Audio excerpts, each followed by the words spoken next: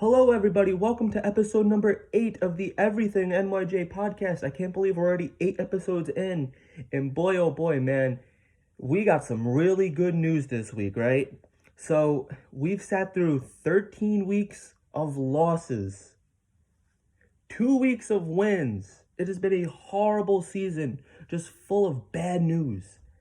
And yesterday, Tuesday, we got the greatest news that the Jets have had all season long, right? And we knew it was coming. This didn't really come out of left field. This wasn't a big surprise. But yesterday, on WFAN, Craig Carton reported that Adam Gase was told he is getting fired after the game Sunday against New England in Foxborough. Maybe Monday morning. I don't know. But man, we knew it was coming. It had to come. But you can't lie. There was a part of you. There was a part of me too that thought maybe this guy does come back, He's winning some games, and Chris Johnson's going to try to tell us that, they're still playing hard for him, the players, and, we're starting to win some games. They're starting to get on a roll. There's no quitting this team. Adam Gase really gets these guys to rally around them. And there was a little part of me that thought, okay, maybe they do bring him back next year, which scared the hell out of me. I did not want to see Adam Gase back. Nobody did.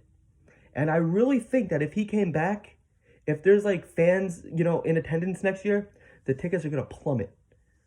Sales are going to go down. It's going to be really bad financially for the Jets if Adam Gase is back next year. And there have been so many reasons to fire this guy at so many different times. But they held it out. We sat through 13 weeks of losses. We've watched blowouts, embarrassing losses, shutouts by his former team, Miami. And he hasn't learned a thing from Miami to here. He hasn't. And one of the biggest things is the mishandling of injuries. That's a fireable offense in its own.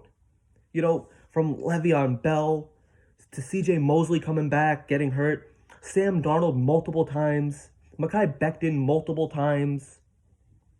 They, with Darnold and Mekhi Becton, even a little bit Le'Veon Bell, he was letting these guys back in the game while they were injured. Because sometimes you have to save a player from himself, right? They're going to want to come back in the game because that's all they know, that's what they love.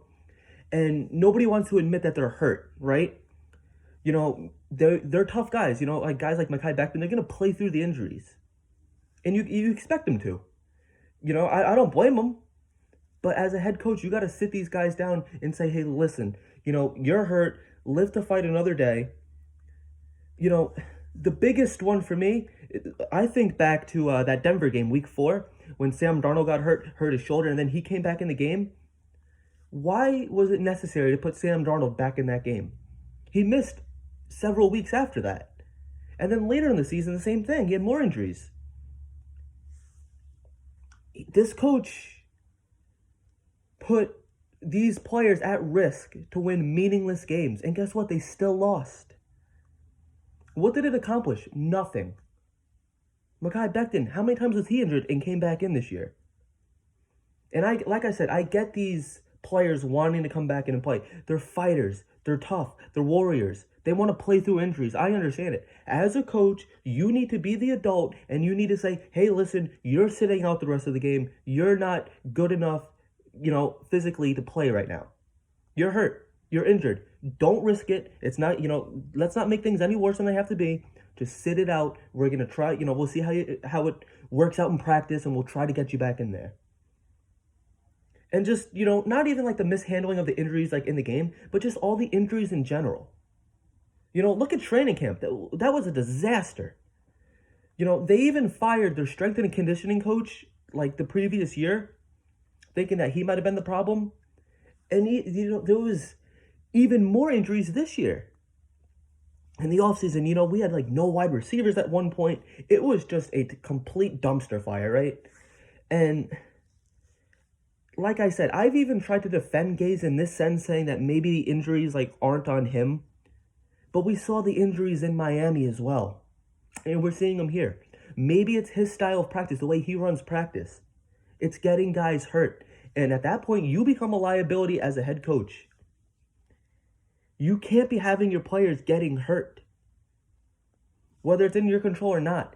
You need to work around that to make a safer practice environment, a safer game environment. And it's football. It's tough. It's a contact sport. Guys are going to get hurt. That's fine. You cannot, you can't save every injury. They're bound to happen. But the amount of times that has happened with Adam Gase, we saw it in 2019, and we're seeing it now in 2020. We watched it during these training camps. These guys were going down like flies. What was the deal with all the hamstring injuries? Everything else, all these soft tissue injuries.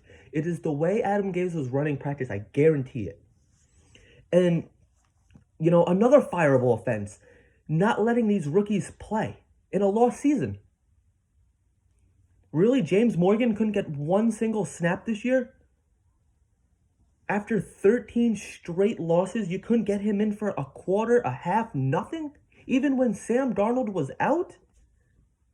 No, we're going to start veteran Joe Flacco, which I understand he was brought here as a veteran, as a good backup if Sam Darnold did go down, because Sam Darnold can't stay on the field. He can't stay healthy. Every year this guy's been hurt. But really, we wasted a 4th-round draft pick on James Morgan. We couldn't get him any playing time. Is he that bad?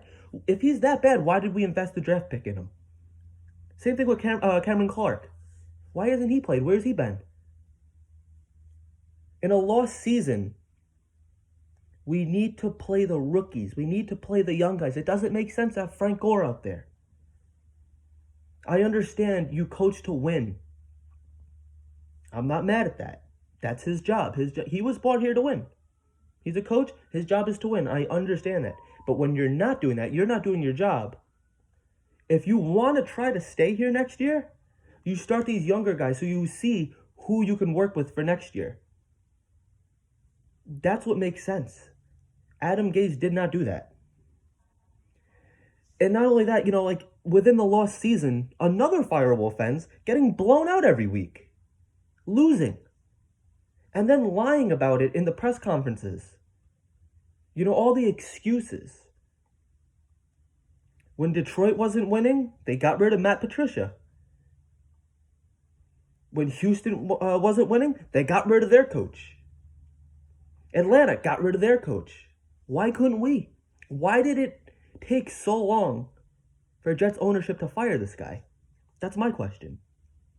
I understand they've never fired a coach mid-season, but we've also never been this bad. We've been bad. We've been bad for a long time. Don't get me wrong. But this year especially, this is by far the worst year in Jets history. And I've sat through the 4-12 Rex Ryan era.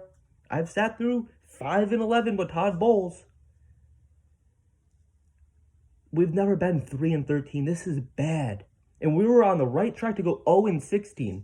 And I kind of wish we did go 0-16 because I want that attached to Adam Gase's resume. We didn't deserve to win these games. We don't. Simple as that. But that's what happens when the Rams and the Browns don't show up and there's injuries. It happens. But, the Jets have tried their best to make it work with Adam Gase. They've defended him after week 1 publicly. Adam Gase is a brilliant mind. The offensive genius. He's coaching to where football's going. How many times have Chris Johnson and Joe Douglas doubled down on this guy? Joe Douglas, during his press conference, yeah, we're going to work on this together. We're going to turn things around together. Guess what? It's not. And now Adam Gase is going for it. And thank the Lord Adam Gase is going for it. He's not coming back. It's great. Like I said, I knew it was going to happen, but there was a little part of me that didn't. But like I said, guys, they've tried to make it work on so many different levels. When Adam Gase first got here, he didn't want Mike Maccagnan here. See you later, Mike Maccagnan. He got sent packing. And then Adam Gase, for a short period of time, became the freaking general manager. Adam Gase, at one point in history, was the general manager of the New York Jets. Is that not insane? This guy has proved nothing. Nothing. Look at the beef with Le'Veon Bell. From last season, through training camp, through this, the middle of this season, Le'Veon Bell, see you later, out the door. Now he's in Kansas City. Granted, not really doing much, but still. Adam Gase wanted Le'Veon Bell gone. Le'Veon Bell left. The beef with Greg Williams. Greg Williams talked badly about Adam Gase and the offense during a press conference in the middle of the season. Then we showed, everybody saw, I don't remember exactly what game it was, but everyone saw Adam Gase and I almost said Joe Douglas. Excuse me. Adam Gase and Greg Williams arguing on the sideline. Next thing you know, Greg Williams, gone, see you later. One bad play call. One bad play call. Yes, it cost you a game. But at that time, he was saving the tank. How many bad play calls from Adam Gase he could have been fired from? He should have been fired. When your entire offense consists of halfback dives and screen passes, yeah, time for you to go. And I understand Greg Williams was a flawed head coach as well. But he was a much more respected coach and a much better, well-rounded coach than Adam Gase. Adam Gase got his guys. We brought in Kalen Ballage. We brought in Frank Gore. These are supposed to be the guys that Adam Gase can succeed with. What happened? Gone. Another fireable offense, and this is one of the biggest ones. And he admitted this himself. The lack of developing Sam Darnold and the whole team in general. We have a very young team. Who on this team is getting better? Nobody. Nobody on offense is getting better. Is anybody better than they were in the offseason? At this point, no. The lack of developing the team. Look at guys like Robbie Anderson. He's playing, granted, the second half of the season has not been the best for him. He's kind of fallen off a little bit. But during the first half of the season, he was a top 5 receiver in the league. His route tree has gotten better. And, he was destined to have a 1,000-yard season this year. I don't even know if he did. I'm not sure exactly, so I'm not going to say if he didn't. If he did, I don't know. But his route running has improved. He has gotten better. That's what happens when you have a competent head coach and a competent organization. They find ways to make you better. They elevate talent. Adam Gase does not do that. It's very arguable, and it's kind of true, that Sam Darnold has gotten worse under Adam Gase. Look at Sam Darnold his rookie year under Todd Bowles and Jeremy Bates. Also, not perfect coaches, but there was a lot of promise there. There was a lot of potential. We can grow with this kid. If we groom him and if we train him properly, if we could develop him, he's going to be something special. He was the best prospect. He was better than Lamar Jackson. He was better than Patrick Mahomes. He was certainly better than Josh Allen. Now look at Josh Allen. Josh Allen is having a Pro Bowl year. Meanwhile, Sam Darnold has fallen. He's one of the worst quarterbacks in the league at this point.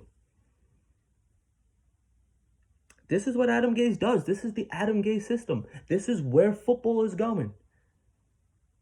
Christopher Johnson and Joe Douglas have praised this guy multiple times. And why hasn't he been fired sooner? I don't know. All I know is that Adam Gase being here, this really sets the team back a couple years. Because now we have to go through this whole hiring head coach process again. And there are reports that Joe Douglas is going to handle it. Christopher Johnson's going to sit in. But ultimately, this is supposed to be Joe Douglas's decision. And I pray to Lord that it is. Because the Johnsons don't know what they're doing. They're not football guys. They're businessmen. Joe Douglas is the only football guy in that organization. He's been around it his entire life. Let him pick the head coach. Whether it be Eric Bieniemy, Matt Campbell, Arthur Smith. There's a number of guys out there. But now you got to find a guy, hey, we don't have the number 1 draft pick. We do have a ton of cap, but do you want to try to salvage Sam Darnold's career? Do you want to give him that change of scenery? Or who do you want? Justin Fields, Zach Wilson? You take your pick. That's what we're selling. We don't really have a good selling point at this point, guys. So, anyway, apparently Adam Gase has possibly a job lined up in New England. That's what I've been hearing. Those are the reports going around Twitter. And Bill Belichick has really been praising Adam Gase, which I don't know. Why is he doing that? It's surprising to me. Just Bill Belichick needs to keep his mouth shut, honestly. But I could also see it, Christopher Johnson saying, hey, if Bill Belichick likes Adam Gase, then we'll keep him. Nothing surprises me with this team, man. But yeah, apparently Adam Gase might be going to New England. Who knows? Our luck, the Jets fans' luck, Bill Belichick is going to develop Adam Gase, and Adam Gase is going to come on to be a great head coach, and he's going to be a thorn in the side of the Jets for the next 10, 15 years. Highly doubt that. I'm kind of just kidding around here. But in all seriousness, you never know. Bill Belichick might be able to develop him. I don't know. So, anyway, into some other news this week. Frank Gore obviously is out with a lung contusion. His season is now done.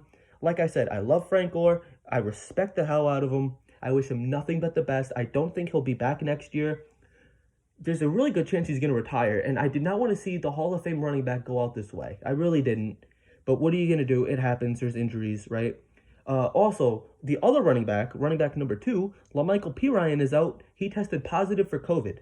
So he will not be playing Sunday. His season also is over. So I'm really hoping, and I think he will, I hope Ty Johnson will be the starting running back, and I hope he gets over 100 yards rushing, because I really like Ty Johnson. At the time when we brought him in, I wasn't really too big on it. I could really care less. I didn't think he was going to be anything special, and he has really surprised the hell out of me this season. He is playing his ass off, and you can't deny it. You cannot deny it. I love him. I want him back next year. I really like that kid. I think we have a lot of potential with him. Maybe he could even be the starting running back going forward. I don't know. It's probably going to be split between him and Josh Adams. That's what I'm assuming, like a couple weeks ago. But, yeah. So that's the roster news for the week. I want to start doing some more fan questions. So, like I said, I tell you guys all the time, if you have fan questions, just send them to me. I do have one fan question this week. It's more of a statement. But hey, not all of them has to be questions. This is Jets therapy. I just want to hear your opinions. It doesn't have to be a question. If you have an opinion, all you have to do is just tweet it to me. I will try to use it during the show. This one this week coming from Johnny Jets 2469. He says, it's time to throw the money bags at Brian DeBall. It's hard to argue that. For those of you who don't know who Brian DeBall is, he's the offensive coordinator of the Buffalo Bills. And the Buffalo Bills offense is playing lights out right now, guys. They just got back. They just spanked the Patriots 38-9. They are playing incredibly. They are. And a lot of you guys may not know this, but Brian DeBall actually was the quarterback coach for the Jets in 2007, Chad Pennington's last year. I don't know if the Johnson family, specifically Woody Johnson, is going to want to bring Brian DeBall back, considering he once was a coach here. I don't know. I would love Brian DeBall. He's one of my top candidates, too. I would not mind if we brought him in, but it wouldn't surprise me if we do pass on him, to be completely honest with you. But anyway, thank you for, the statement or whatever. Johnny Jets. Great name. So, yeah, before I go, I'm going to wrap things up in a minute. I do want to do the score predictions for the Jets versus Patriots game. Final game of the year. Finally, we made it through this whole miserable season. Finally, it is coming to an end, and I am so excited that we are finally getting the season to come to an end. I am going to miss it because I love football, but I don't want to watch these Jets anymore. Hopefully next year we're going to the playoffs. For 9 straight years, we have missed the playoffs. But, it's Adam Gase's final game as a New York Jet head coach, and maybe... not sure. It's possibly Sam Darnold's last game as the Jets quarterback. It's going to be a very memorable game. It's a meaningless game, but it's going to be Adam Gase's last game coaching the Jets. Thank you, Lord. Hopefully next Monday when I'm doing this Monday or Wednesday, when I do the Everything NYJ podcast, we're going to talk about how Adam Gase is officially fired, and we're going to start talking about coaching candidates, right? So, score predictions. I'm going to think the Jets win this one.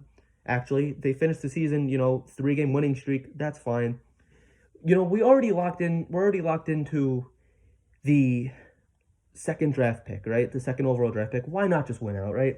It's a good feeling to beat the Patriots. Everybody was so afraid of this game. Bill Belichick is going to lay down for us. It's going to be bad. They're going to lose on purpose. It's already secured. Why not just win the game? I think it's gonna be a close one. Jets win 21-17. That's my bold prediction. I am always wrong with these things. I don't know why I continue to do them. It's fun for me. Hopefully, I'm right. You know, go Jets. I want them to get their last win. Just leave Adam Gase in New England. I could really care less. Don't even come back to the Meadowlands. Don't come back to MetLife. Don't come back to One Jets Drive. You know, hopefully his office in Florham Park is already packed and emptied. And like I said, guys, thank you guys for watching. Brighter days are coming for the New York Jets. Mark my words. We need to get this next coaching hire right. Adam Gase is done.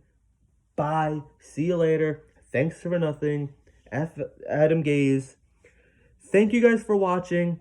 Enjoy your holidays. Happy New Year. This is the last episode of Everything NYJ of 2020. See you guys next year in 2021. Enjoy your night. Thank you guys again.